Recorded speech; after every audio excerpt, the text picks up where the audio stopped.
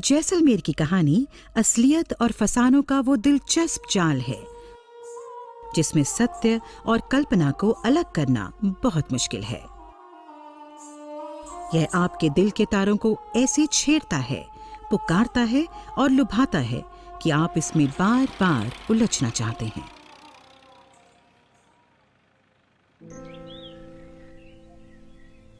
किले के अंदर और शहर की इमारतों को बनाने के लिए जैसलमेर के सुनहरी बादामी बलुआ पत्थर का प्रयोग किया गया है। विशाल महलों, भवनों, मंदिरों से लेकर आम घरों तक प्रत्येक निर्माण यहाँ की कला का एक सुंदर नमूना है जो इतिहास व परंपरा की आभा से चमकता है। पूरा शहर ऐसा लगता है कि जैसे कोई शानदार सुनहरी रचना रेत के सागर पर उतर आई है जो डूबते सूरज की किरणों से खिल उठती है।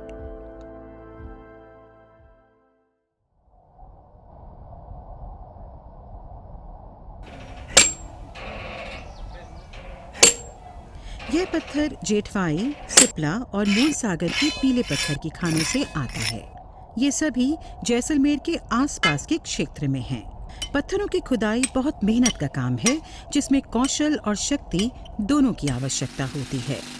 इसके लिए एक कतार में कई छेद किए जाते हैं और लोहे की छेनी गड़ाकर हथौड़े की चोट से बड़े बड़े ब्लॉक तोड़े जाते हैं। कटर मशीन पे जाता है पत्थर की साइज वाइज कटिंग होगी। पहले तो कौन सी हमें कितनी थिक चाहिए, कितनी लंबी चाहिए वो कटेगी। कटने के बाद वो मैसन के हाथ में आएगा। पहले उस पर ड्राइंग बनेगी। ड्राइंग बनने के बाद उस पर ऑर्नामेंटल कार्विंग होगी। कार्विंग होने के बाद फिनिशिंग होगी। कभी कभी तकलीफ भी आ जाती है काम करने में, ड्राइंग बनाने में, इसके ऊपर डिज़ाइन बनाने में बहुत मज़ा आता है। फिटिंग करने के टाइम और ही मज़ा आता है। पेमेंट पूरा मिल जाता है तो और ही मज़ा आता है।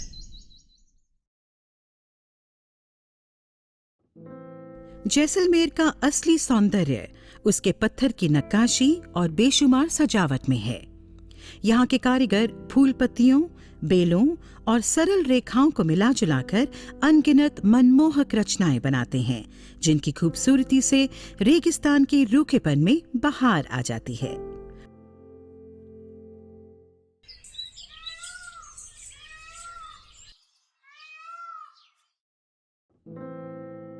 बारीक नक्काशी वाले झरोखे और जालियां रेगिस्तान की कड़ी धूप से राहत और ताजी हवा को राह देते हैं।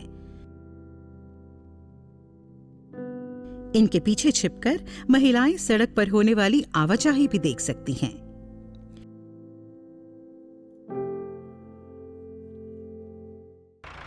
जैसलमेर में पत्थर और कुशल शिल्प कौशल की कमी नहीं है जिसके कारण आज भी निर्माण में नक्काशीदार पत्थर का बहुत उपयोग किया जाता है।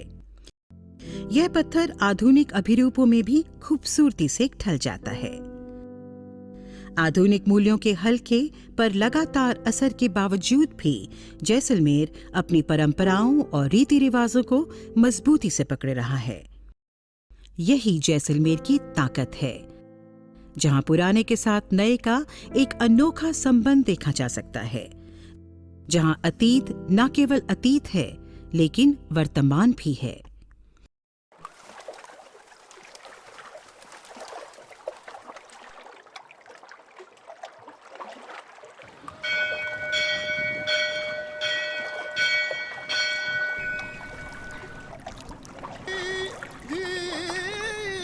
बन मछली इसी तरफ जन रे अरे आवे हिटी की मो आवे हिटी की मो मनो आवे हिटी की बादीला थारी आवे हिटी की मारो आली जो जीता रे बादीलो जीता रे बिरन आवे हिट की।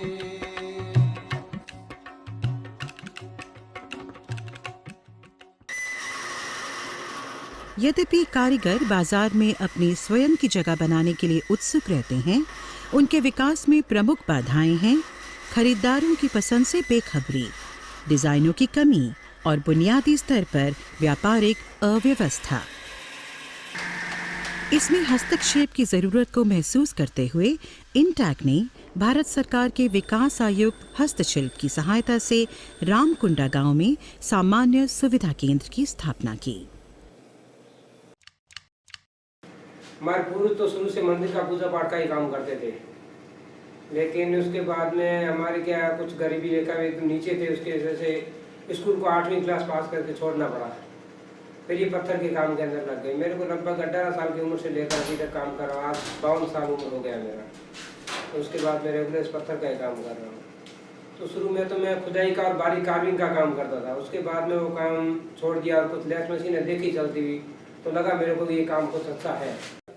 तो एक बार इंटेक वाले कुछ आए थे यहाँ पर, उनको कुछ सामान चाहिए थे। उन्होंने देखा तो उन्होंने बोला यहाँ पर वर्कशॉप लगा दे तो कैसा रहेगा। फिर उन्होंने यहाँ पर वर्कशॉप लगा के दिया, हमें ये शेड खोल के दिया और उसके ऊपर काफ़ी मशीनें लगा कर दी और हमें इसमें अच्छा सहयोग मिला है। आज भी हम इसमें घर बैठे अच्छी मजदूरी कर रहे हैं, पैसे कमा रहे हैं और काम अच्छा हमारा चल रहा है। ये सब इंटेक संस्था की वजह से सब कुछ हुआ है, वरना हम इतनी तरक्की नहीं कर पाते। सुविधा केंद्र के जरिए कारीगरों को अनेक मशीनों और औजारों की सुविधा दी गई है, जिससे उनके उत्पादन में बहुत विस्तार हुआ है। खराद मशीनों के उपयोग से नए नए आकार संभव हो पाते हैं और पत्थर के रेशे भी निखर कर आते हैं। इस सुविधा का प्रयोग और संचालन विभिन्न समुदायों के कारीगरों द्वारा किया जाता है।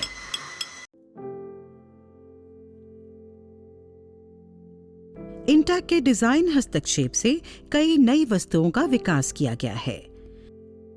जैसलमेर के कारीगर पत्थर के सरल रूप, आकार और सौंदर्य को इस्तेमाल करके मानो एक नई कल्पना की रचना करते हैं, एक सुनहरी रचना। मेरा नाम साबिर अली है, मैं यहीं का रहने वाला हूँ। 92 से यहीं पे काम कर रहा हूँ। रानी के महल के बाद 2001 में अर्थक्वेक आया था पूरे हिंदुस्तान में। उसमें हवा पोल है जो गिर गई थी। हवा पोल का काम मैंने ही 1 साल में उसको पूरा खोल के ज़मीन से फाउंडेशन सहित उसको वापस रिसेंबलिंग किया। और हम लोग लाइन का काम भी करते हैं, सीमेंट यूज़ नहीं करते हैं। इंटेक के साथ में 98 से काम कर रहा हूँ। मैं इंटेक का मेंबर भी हूँ और इंटेक ने किले में काफ़ी काम करवाए हैं, जैसे रानी का महल है, हवा पोल है, ये राजा का महल है, हर्रा जी का महल है। हर्रा जी का महल पूरा गिर गया था, इसको यूनेस्को अवार्ड भी मिला 2006 में। काफ़ी काम को सराहा गया था। और स्टील स्केच का काम भी इंटेक ने करवाया है। 12वीं शताब्दी में बना जैसलमेर का किला जर्जर अवस्था में था और इसके कई खूबसूरत महल ढह गए थे, जिसकी वजह से पूरे किले का ढांचा खतरे में पड़ गया।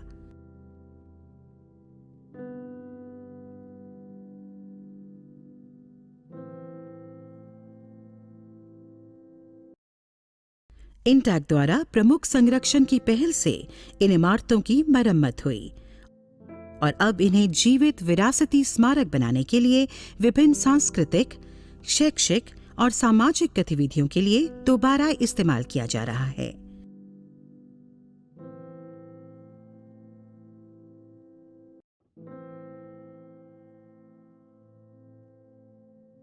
इसके अतिरिक्त इंटैक द्वारा हस्तक्षेप से किले के अंदर रहने वाले लोगों के रहन सहन में भी सुधार लाया गया।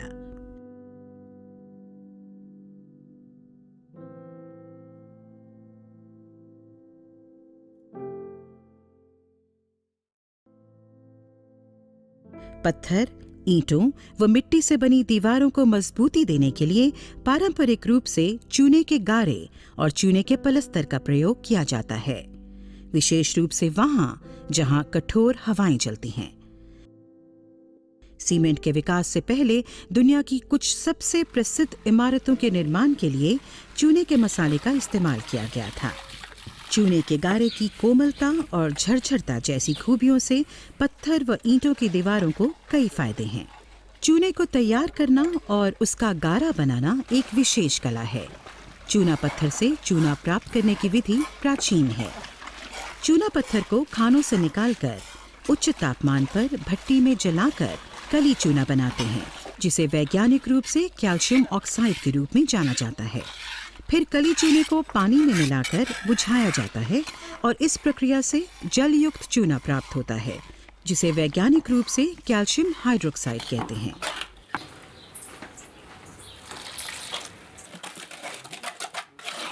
चूने का गारा तैयार करने के लिए इसमें गुड़, गोंद, मेथी दाना जैसी खियाती जड़ी बूटियों को मिलाकर कई हफ्तों के लिए छोड़ दिया जाता है, जिससे गारे में मजबूती आती है। चूने के पलस्तर की कमाल की खूबसूरती है और यह एक स्वस्थ व सुरक्षित वातावरण उत्पन्न करता है। इसके इस्तेमाल से दीवारों की सतह पर से हवा आसानी से गुजर सकती है और यह आबो हवा को भी आरामदेह रखता है। चूने का इस्तेमाल फर्श बनाने के लिए भी किया जा सकता है।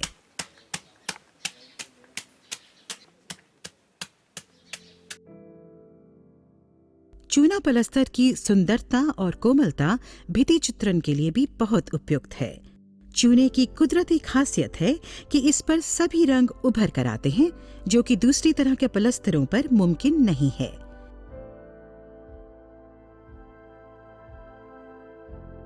चूने पर रंगों की गहराई और चमक लाजवाब है।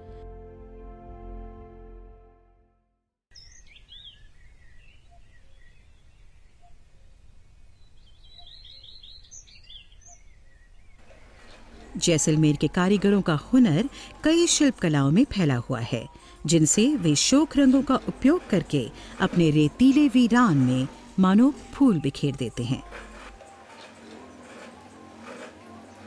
ऊन की कताई, ऊन की बुनाई, बंधेज, चर्म शिल्प, काशीदाकारी, चांदी की बारीक नक्काशी और यकीनन वे जोशीला संगीत जो हर खाना बदोश समाज के रग रग में बसता है, उनकी हर रिवायत में झलकता है।